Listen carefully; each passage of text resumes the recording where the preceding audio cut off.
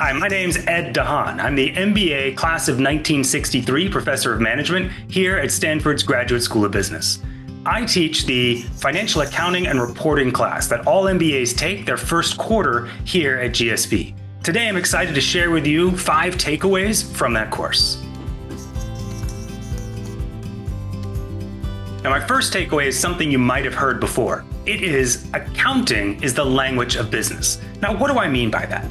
Imagine firms in different industries. We have a manufacturing company, a tech company, an oil and gas company. They have completely different products and completely different internal structures. Yet at the end of every quarter, they all produce a set of common financial reports.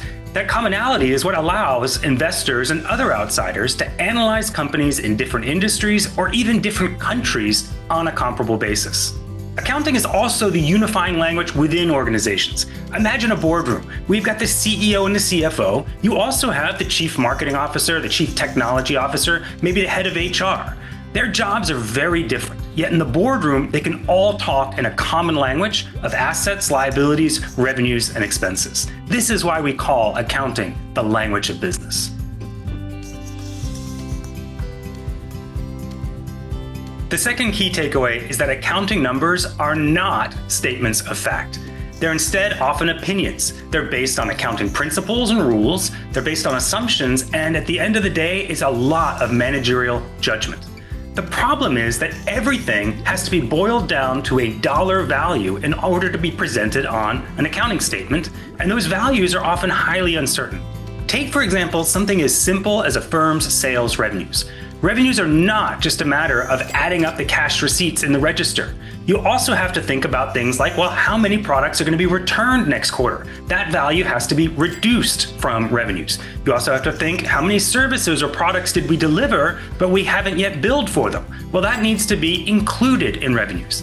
It can be hard even for a small company to accurately estimate its revenues in a quarter, let alone for a multinational corporation selling thousands of different products and services all around the world. Now, things get even harder when we're trying to determine the value of intangible assets. Think about when Facebook bought WhatsApp back in 2014. They paid billions of dollars for it, and they had to value things like the trademark of WhatsApp or the value of how many users already had WhatsApp installed on their phones. It turns out that the value of those two things were $2.5 billion, but that's a wild estimate. It might be much higher, it might be much lower. Because accounting numbers are often based on assumptions and judgments, there is plenty of room for someone to manipulate those numbers for their own gain.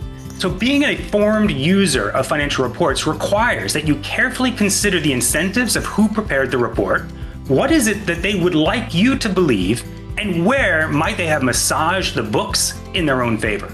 Now, here's an example using real data from the real world. This is a distribution of firms' earnings surprises at the end of the quarter, which is an accounting number that firms report.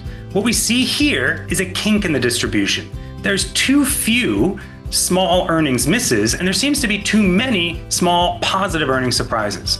So what this data indicate for us is that something fishy is going on below the surface. Probably what's happening is that managers get towards the end of the quarter, they realize they're not going to hit their earnings target, so they somehow manipulate the books to squeak out that small earnings surprise.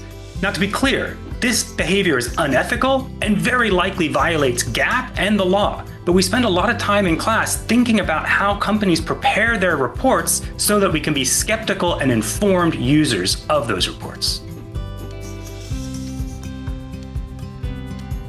No single number can tell the real story of a company. You instead have to consider the financial statements in their entirety, understand them holistically so you know which direction the stock price might go. Let's take, for example, the tech companies all around Stanford at the moment. Many of them are reporting big declines in cash flows and big increases in expenses, and at first glance, that might seem like a really negative sign. But you look below the hood, and what you see is those companies are spending big bucks on AI. And that investment now might produce big revenues in the future. So at first glance, these indicators look like the stock price should go down, but in reality, investors view it as a good thing.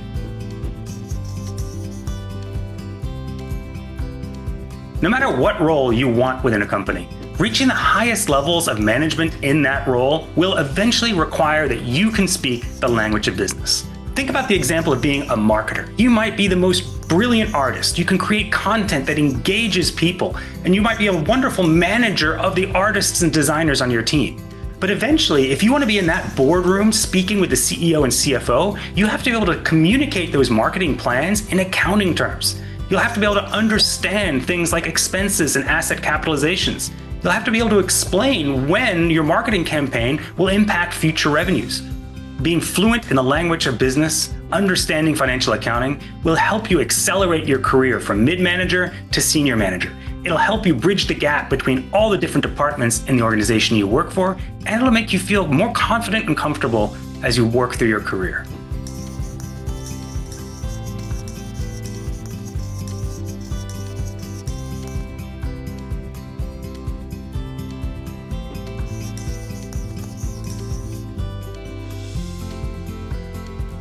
My path to professorship happens the way many people's careers do. It was a bunch of happy accidents, and I sort of stumbled into it.